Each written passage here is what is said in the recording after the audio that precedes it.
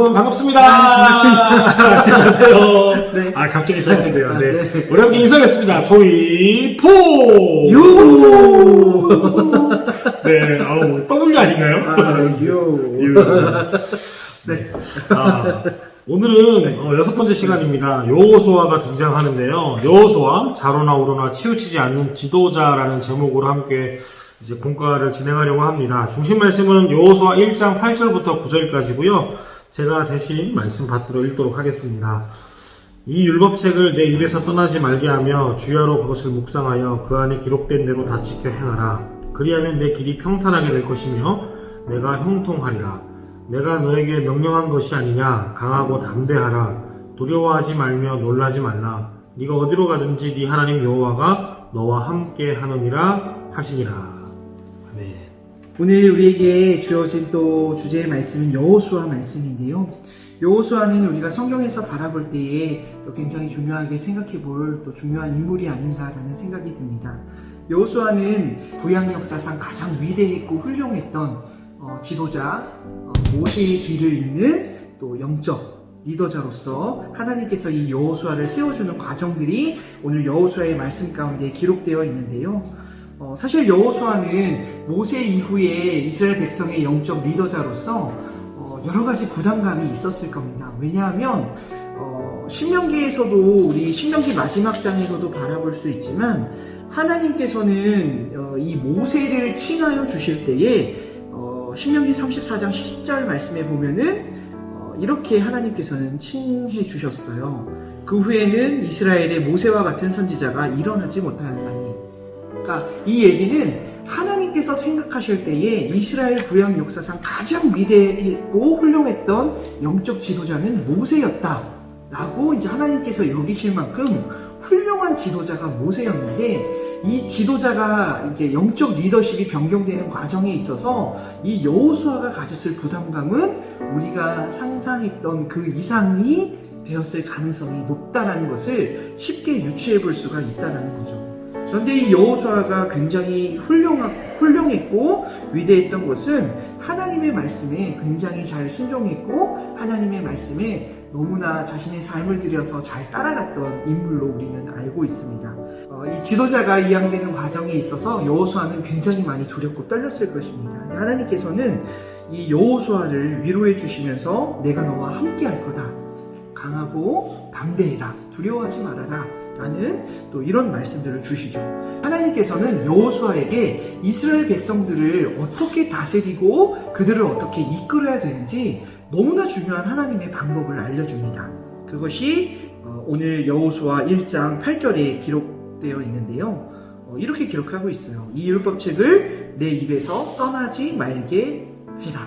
그리고 주야로 그것을 묵상해라.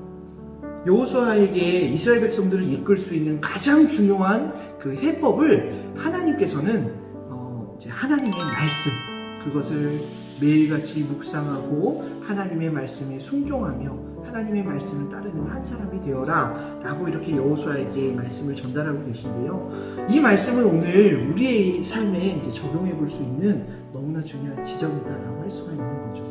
우리가 세상을 살아가는 데에 인간적인 눈으로 바라볼 때는 내 앞에 현실이 너무나 녹록지 않고 너무나 좀 이렇게 각박한 현실이 우리 인생 가운데 자주 찾아오지만 우리가 그 안에서 하나님의 사람으로 살아갈 수 있는 가장 중요한 해법은 바로 하나님의 말씀을 바라보고 하나님의 말씀에 순종하며 하나님의 말씀을 날마다 묵상하는 삶으로 나아가야 된다는 거. 이런 것들을 오늘 공과의 말씀 속에서 발견할 수 있는 우리 친구들이 될 수 있었으면 좋겠습니다. 오늘 이제 우리 세 가지 질문이 또 있는데요. 한번 우리 첫 번째 질문 한번 살펴보도록 할까요? 첫 번째 질문은 하나님께서는 새로운 지도자 여호수아에게 어떤 사명을 맡기셨나요? 네. 이제 지도자가 바뀌게 되면서 이제 모세를 이어서 여호수아가 출애굽 1세대에서 유일하게 갈렙과 함께 들어가게 되는 거죠. 이제 긍정적인 정탐 결과, 믿음으로 그 정탐의 결과를 보고했었던 두 사람만 들어가게 된 것입니다. 그러한 여호수아에게 막대한 사명이 주어지고 이제 부담감이 있었을 텐데 어떤 사명이었냐? 바로 모세의 수종자이자 이 눈의 아들이었던 여호수아에게 모든 백성과 함께 요단강을 건너서 이제 가나안 땅, 현재 이제 이스라엘 땅이죠. 그 가나안 땅으로 들어가라고 말씀을 하십니다. 그러니까 이제는 방황했던 그 광야에서의 생활들을 다 마치고 이제 본격적으로 이제 가나안 정복 전쟁이 시작되는 것입니다. 그런 막대한 사명을 이제 여호수아에게 주시는 장면을 저희가 볼 수 있습니다. 가나안 땅이 뭐 하나님께서 선물로 주신 땅이잖아요. 네. 이제 그 선물을 이제 취해야 되는 거죠. 본인이 정탐한 대로, 본인이 믿음으로 본 대로 그 믿음으로 보았던 그것을 이제 믿음으로 취해야 되는 이제 그러한 새로운 무대가 시작된 것입니다. 이게 첫 번째 질문이고요. 두 번째, 하나님께서는 그럼 여호수아에게 그러한 사명을 주시면서 약속을 하셨을 것 같은데 네. 어떠한 약속을 하셨나요, 목사님? 되게 간단한 약속이긴 했는데요. 너무나 중요한 약속이죠. 여호수아 1장 5절에 기록되어 있는데 이렇게 기록하고 있어요. 내 평생에 너를 능히 대적할 자가 없으리니 내가 모세와 함께 있었던 것 같이 너와 함께 있을 것입니다. 내가 너를 떠나지 아니하며 버리지 아니하리니.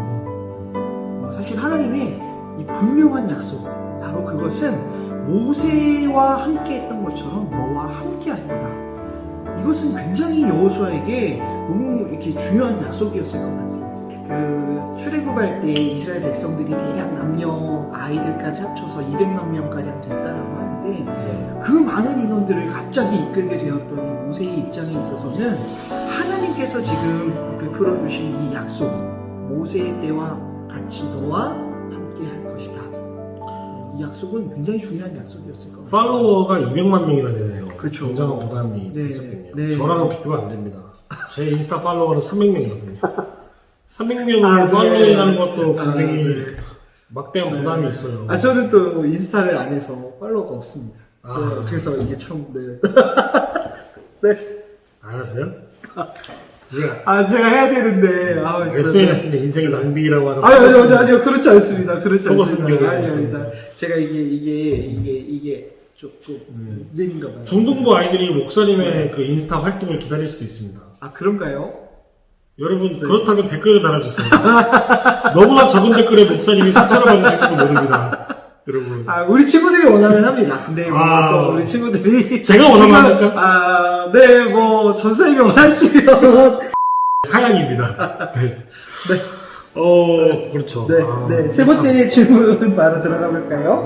네. 세 번째 질문은 하나님께서는 여호수아가 지도자로서 어떻게 해야 한다고 말씀하셨나요? 네, 하나님의 율법과 그 말씀을 지키라고 하나님 말씀하시는데요. 하나님께서 그거 얘기하시는 거예요. 모세와 함께 하셨듯이 너와 함께 하겠다. 자, 모세가 위대하고 대단하다라고 하는 거는 그 사람 자체에서 뭔가 나오는 게 아니라 하나님께서 그와 함께 하셨기 때문에 그의 지도력이 우수했다라고 하는 거예요. 똑같이 그 사람의 어떤 아우라에 네가 주눅들 필요가 없다. 왜? 내가 모세와 함께 했던 것처럼 너와 함께 할 것이기 때문이라고 확신을 주셨던 거죠. 그렇다면 그 하나님이 나와 함께 하신다라고 하는 사실을 늘 기억하고 또 그것이 나에게 더 선명해지려면 뭐가 필수가 되어야 될까요? 하나님의 말씀을 나의 삶의 무게중심으로 두어야 된다고 하는 것입니다. 여러분, 오뚜기는 아무리 밀어도 다시 제대로 오게 돼 있어요. 아무리 밀어도 돼 있죠. 왜 그런가요? 오뚜기의 중심, 그 기저의 중심이 어떻게 좋든 묵직하기 때문에 그런 거 아니에요. 뭐가 추가 있잖아요, 그죠? 맞아요. 어떤 추가 그 오뚜기를 붙들고 있기 때문에 밀어도 계속 제대로 오게 돼 있어요. 보세요, 이거 지금.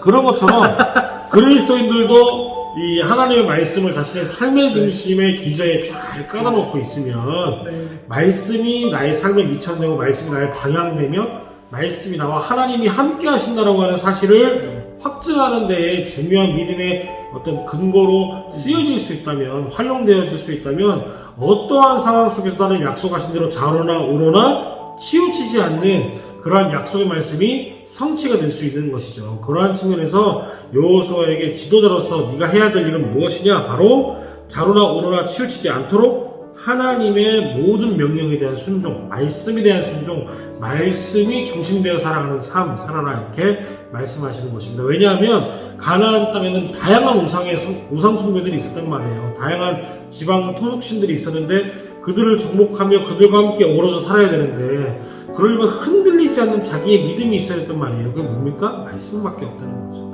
여러분, 여러 가지의 다양한 도전들이 여러분들 삶 가운데 찾아올지 모릅니다. 흔들리지 않으려면 우리에게 필요한 게 무엇일까요? 말씀인 거죠. 저도 말씀을 열심히 읽는 2021년이 되도록 하겠습니다. 또 벌써. 올해는 조금 힘들 것 같습니다. 또 2021년 계획을. 네, 2021년 출사표. 말씀을 열심히 읽겠습니다. 네. 말씀, 정직, 성실. 이 세 가지 가지고 가겠습니다. 네. 목사님 내년도 출사표 세 가지 뭐죠? 저 아직까지 결정을 못했는데. 지금 결정하시죠. 네, 지금 결정해요. 목사님 오뚜기 같은 삶, 그 삶의 기저에 어떤 것들을 깔고 가실 거죠? 저도 그러면 뭐 정직, 성실, 말씀, 네, 같이 한번 가보도록 하겠습니다. 같이 가야 돼. 아니? 같이요? 아니야. 알겠습니다. 네. 누가 더 정직하고, 누가 더 성실하고, 누가 더 말씀 중심으로 살아야지 여러분들 냉정하게 평가해 주시기 바랍니다. 저 이것도 경쟁이에요. 죄송합니다. 제가 경쟁을 너무 좋아해서 반성하겠습니다. 같이 협력해서 말씀과 정직과 성실로 하나님 앞에 나아가는 두 사람 되도록 하겠습니다. 네. 저희의 행복 축하해 주시고요. 저희 마지막으로 인사하겠습니다. 3, 4, 유.